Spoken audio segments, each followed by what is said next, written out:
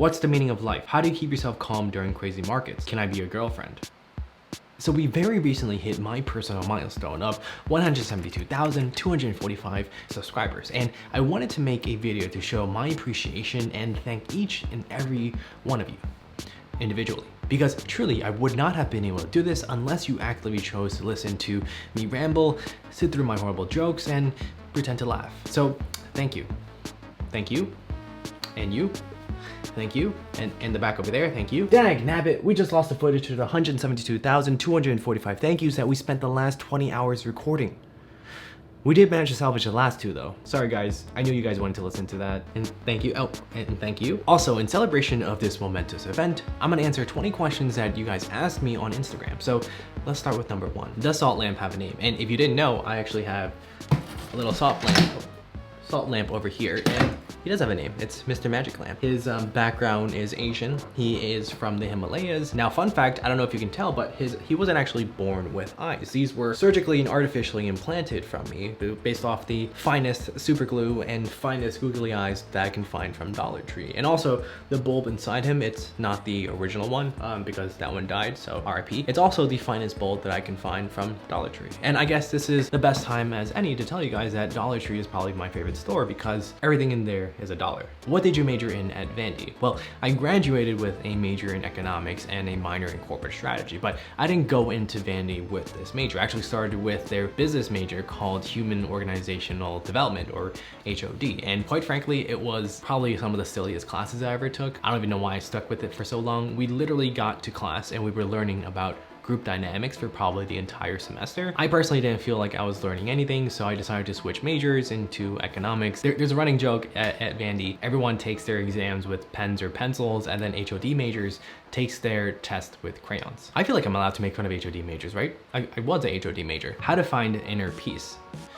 Well, this is deep. Now, I don't know what inner peace is because I still have internal conflicts and feelings of uneasiness with my life sometimes, but really something that I found super helpful is to stop caring about what other people think within reason. For the most part, I really don't care about what other people think about me. Like, I would read really mean YouTube comments, and honestly, some of them are quite funny. I really enjoy the creative ones. I do appreciate those, but if the ones that are just really sloppy and the really low-hanging fruits, come on guys, you can do better. You have my permission to do better. I really don't think you should care about what other people think of you either, because chances are you're never gonna see this person ever in your life. And if that's not reassuring, here's another way to think about this, a little bit more philosophical. There is a different version of you that exists in the minds of every single person that you know. And the person that you think of as yourself exists only in your mind. Every single person that you have meet or will meet, that you've had a relationship or make eye contact with on the street, they all have a version of you in their heads. You are not the same person to your mom, to your dad, to your siblings, to your coworkers, to your neighbors, or to any of your friends. A you exists in each version, and yet your you yourself isn't really someone at all.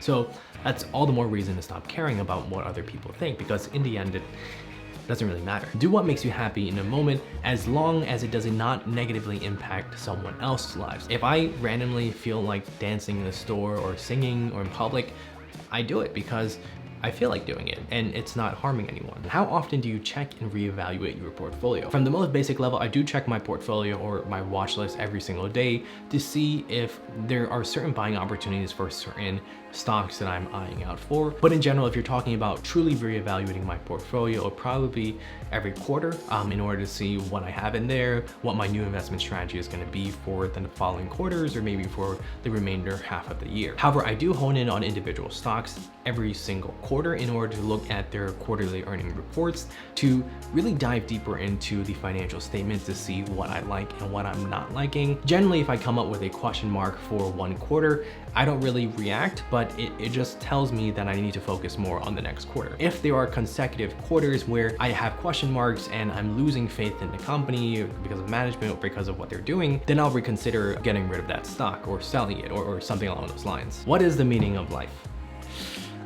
Okay, I think that the meaning of life is to simply live life and enjoy living life. I don't think necessarily there is a meaning to it inherently in life. Like you can derive a purpose to your life for people that want something more structured, but I don't think that's required. A guy I really like called Alan Watts puts it perfectly in one of his speeches on how he doesn't compare life to a journey, but he compares it to music.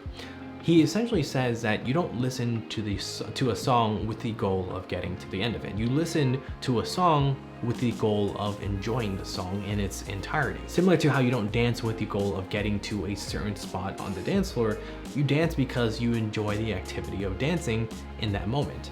And it's the same way in life, that there's no, I don't think that there is a thing that you're trying to achieve or obtain that's gonna mark that you achieve the meaning of life. Because we as humans, we're always gonna desire more. We're always gonna desire greater things. It's the hedonic treadmill. Just because you achieve one thing doesn't mean you're gonna be satisfied.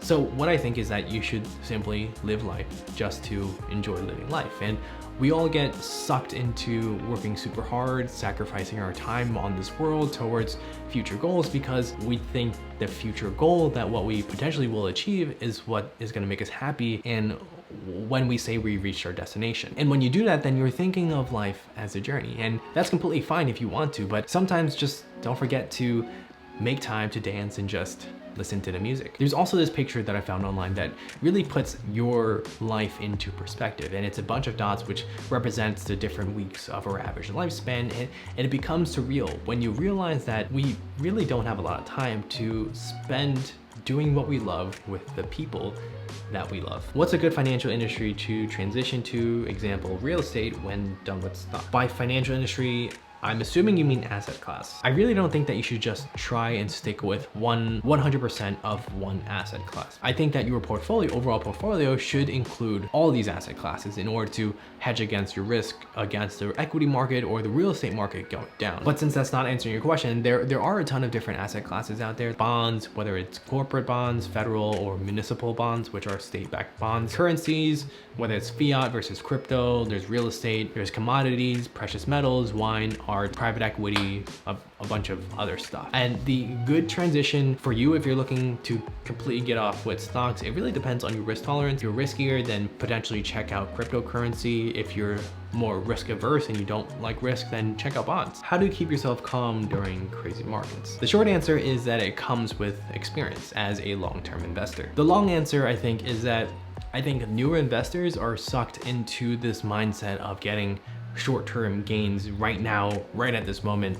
And I don't think the 2020 bull run really helped with that when a lot of newer investors got into the market, because that's what they're expecting, right? That's what their understanding of the stock market is like. Every other day, it's supposed to be plus 10, plus 20, plus 30%. But that's not the reality, and 2020 is truly an outlier. But what helps me is to change your mindset into a long-term mindset, because in the long term, for the most part, everything is going to be fine. You can zoom out on the S&P 500 or any indices for that matter, and you see that the stock market will eventually go back up, even if there are dips in between. Now, we're assuming that you invested in fundamentally strong companies and not a bunch of hype stocks that a lot of people talked about, me including. Now, there's nothing wrong with hype stocks, but just understand you invested in those with a different mindset. What are the things that you are most proud of? Right now, since I'm recording this video, is that I'm most proud of the YouTube channel and the community that we built. It still blows my mind every single day that there are people out there that want to listen to what I have to say and the really corny and terrible jokes that I talk about. The ability that you guys are giving me this platform is it's just crazy. And honestly, starting this YouTube channel was a dream of mine all the way back since 2012. Now, you can't see the videos anymore because they're all private, but I'll show you a little clip of little Vincent, I think high school maybe, where I was trying to make a tech channel and trying to review some technology or something, and it's just really embarrassing. Hey guys, I'm going to show you how to unlock an AT&T Galaxy Note. Right now it's currently locked to AT&T, as you can see.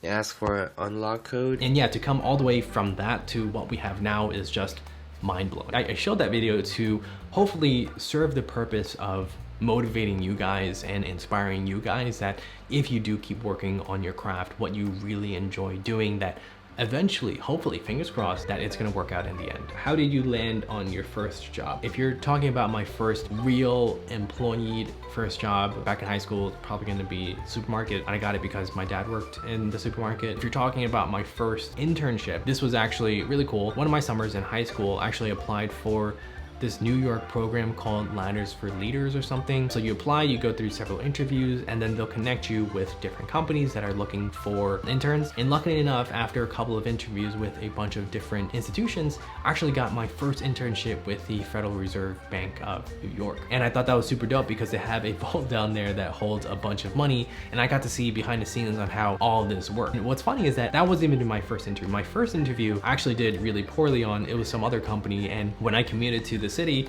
I really had to use the bathroom. I don't know what I ate. I ate something really bad.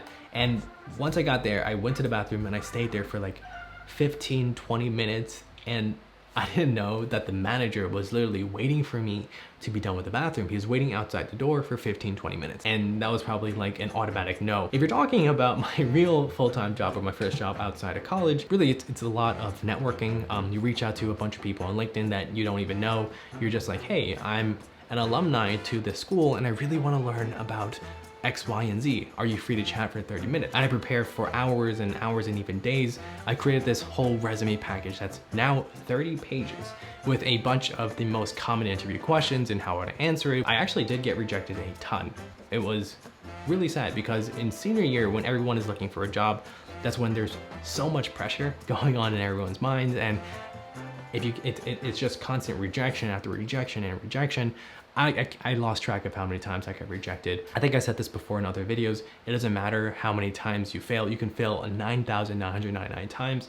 All it takes is one success to make you forget about all those failures. Can I be your girlfriend? I'm not single. I already have a girlfriend. I haven't introduced you guys to her yet, but you might have seen some glimpse of her in some B-roll footage before, but a lot of the B-roll footage she helps me take. She's super wonderful, super helpful, and you guys might meet her someday. Where do you see yourself in the next 5 to 10 years? That's a really good question, and it's something that I should probably have an answer to. There is something that I've always wanted to start, but before I get into that, in short, I have no idea. YouTube was really that 5 to 10 year goal, and I haven't really reevaluated. I do have this one goal in mind, which is to, again, it revolves around personal finance. I do want to get more in-depth into the education sector, either like an after-school program or some type of thing where kids can go to.